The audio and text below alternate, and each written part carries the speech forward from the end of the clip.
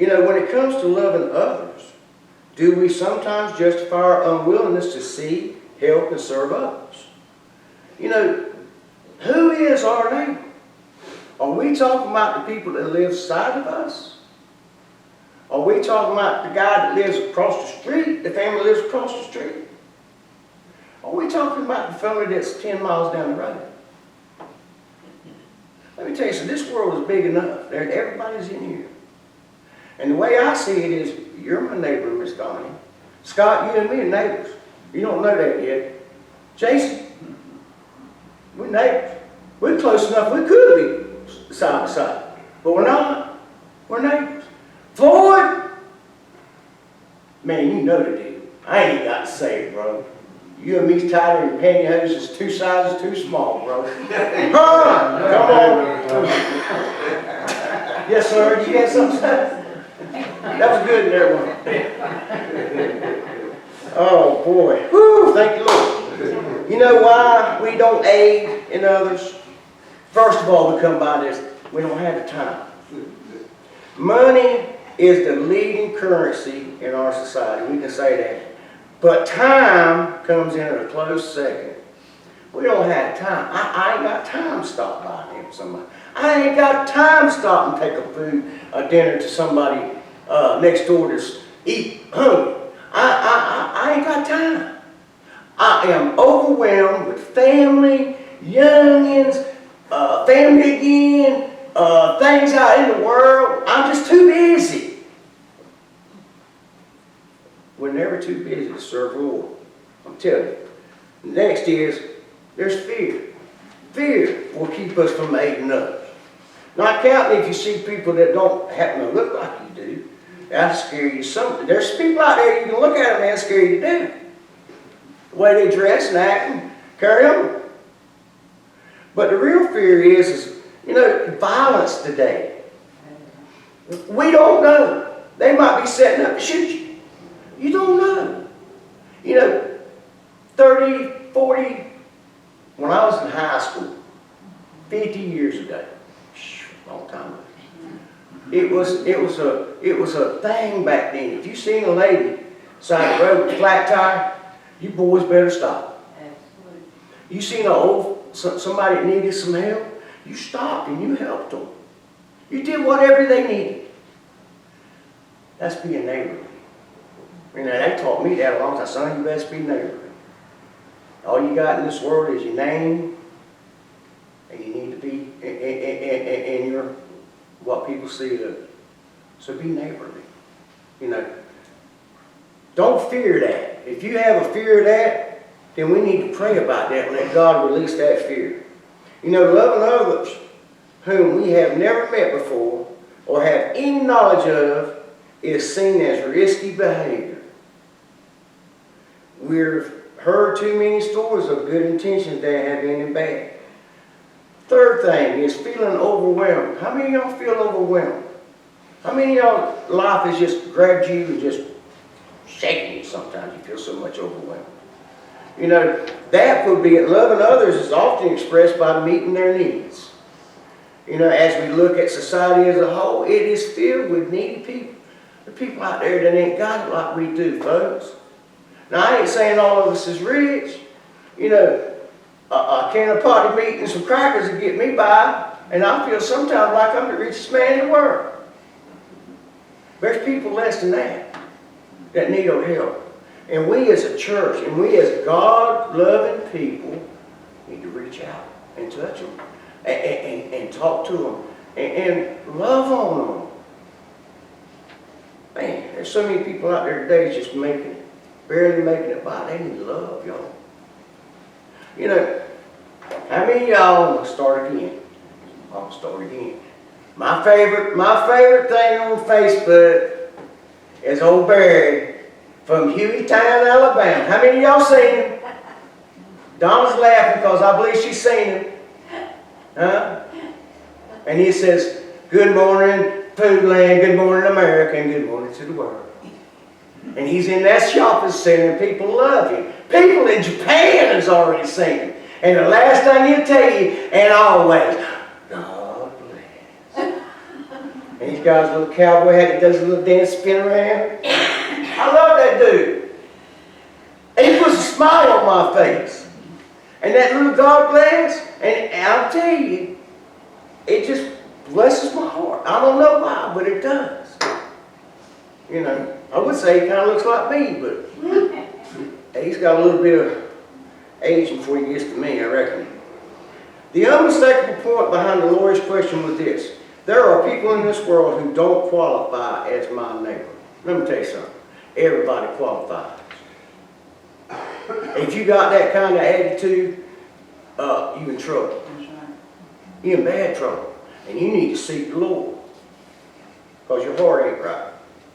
Have I felt that same way? Yeah, I've been that way. But what I had to do, I had to seek God. Take that out of me. Well, Brother Don, you're supposed to be all this and that. You're sitting up over there teaching Sunday school. No, I'm not. I'm just a sinner saved by grace. Amen. You got to trust me on that.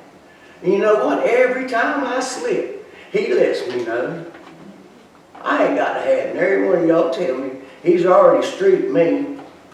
Like I say, these lessons teach me as much as it's teaching you. And I'm learning as hard as I can because we're all learning together. You know, so who qualifies as my neighbor? He says, I'm not obligated to love him. Yes, you are. Let me tell you something. If you don't love somebody, poor you. Because when you get to heaven, it's going to be between you and Jesus and God, and then he's going to let you know about the love that you're supposed to have. That's kind of hard to take, ain't it? We're going to be judged on that, y'all. Let's be real about it. We're going to be judged. You know, Jesus taught that our love for others must look beyond any biases we might have. You know, let me tell you something. You got to love the black man. You got to love the red man, the yellow man, the purple fella, the one that's got 2 or 3 different colors. You got to love them all. You got to love the ones that's got the colored flags. You got to love them too. Oh, wait a minute now. Well, they're not allowed in our church. I think Jesus loved them. And if they can get one of them in the church and they get to know God, then guess what? They might can straighten up their ways. We love everybody. We don't put limits on who we love. If we do, we got problems. You know, loving the man interrupted the Samaritan's plans. You know, we look at everybody had left this man side the road, except one good Samaritan. And Jesus' description of the Samaritan's kindness toward the man was exemplary. The Samaritan went the extra mile and then some. His care of the man showed true mercy and compassion. He immediately did triage and then made provisions for this man to be cared for in his absence. Obviously, that Samaritan's goal was for the man to be restored to health. You know, he was a blessing to this man. You know, we know this parable, but it does have real-life applications. One of the things we are demonstrated by the Samaritan's actions is that loving others isn't always easy. Sometimes that can be a hard thing. Another way of saying this is loving others will be costly. Let's put it to you this way. Loving others sometimes ain't always easy. But let me tell you something. If you're ever going to get past anything in life, you got to throw that old man down and put the new man on every day. You can't hate somebody and say you love the Lord. You ain't going to make it to heaven if you hate somebody and say you love the Lord. He ain't going to let you get there. You know, you got to love. I got to love everybody. I don't have no reason. I don't want no reason for God to tell me, son, why didn't you, when I came to you, straighten that out then? Why did you keep it on? We're going to answer it for them questions.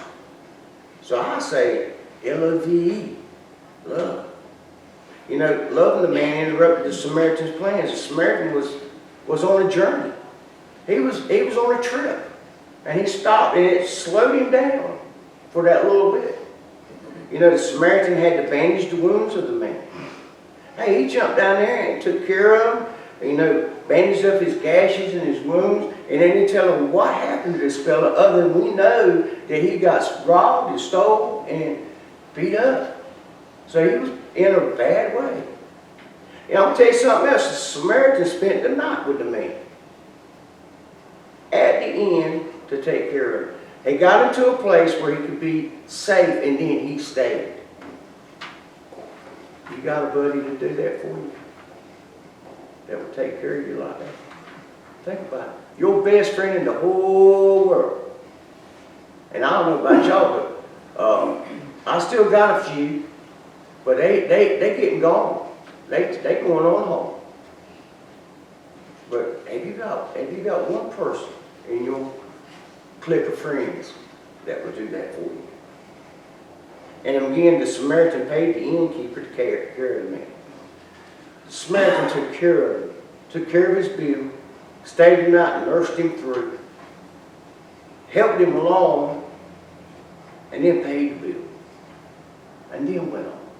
You reckon that Samaritan was blessed? Blessings from all ends. And we do the same thing, God will bless us immensely.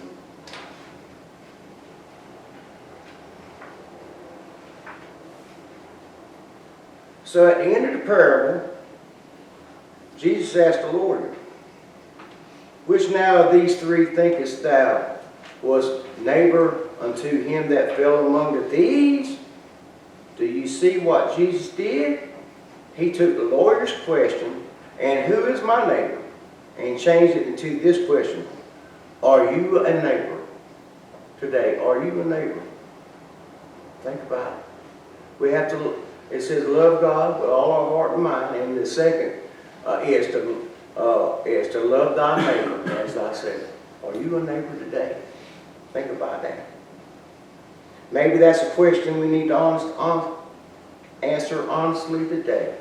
Maybe we need to stop trying to figure out who our neighbor is and instead just be a neighbor to whomever we meet who is in need. Be a neighbor. Be a friend. It might take us out of our comfort zones. We may have to stop the business that governs our lives so we can see the needs of others. It may take sacrifice, but we have been called to do this.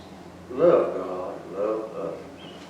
You know, y'all, if we do that, this world will be such a better place. You know, and like I said earlier, this world has played church.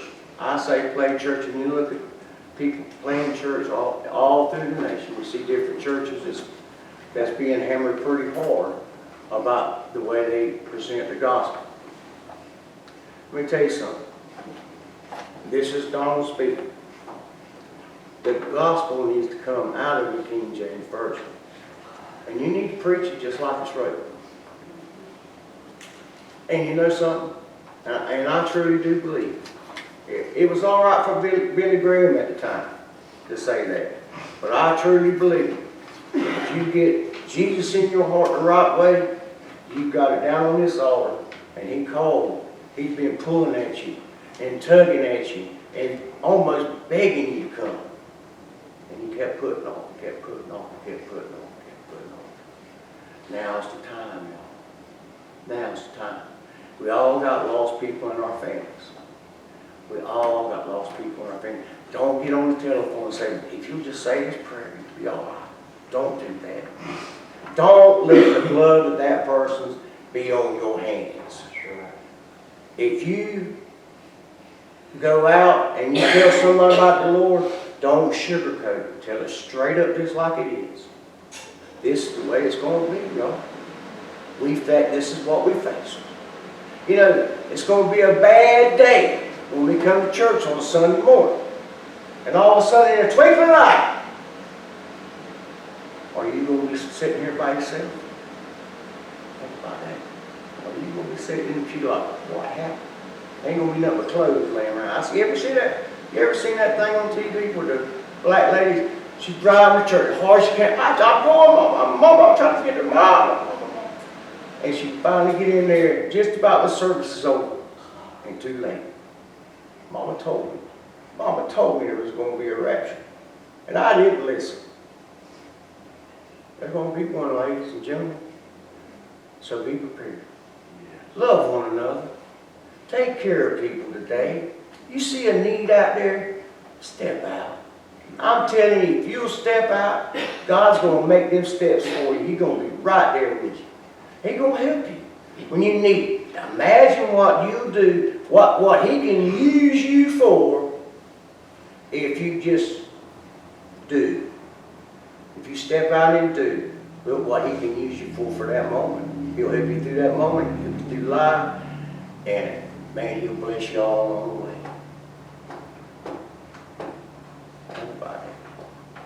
Everybody good this morning? That's a good lesson, ain't it? Not my teaching. Forget that. We could have just took the word love and talked way off. We could have been all day long. Preacher could have still been up here.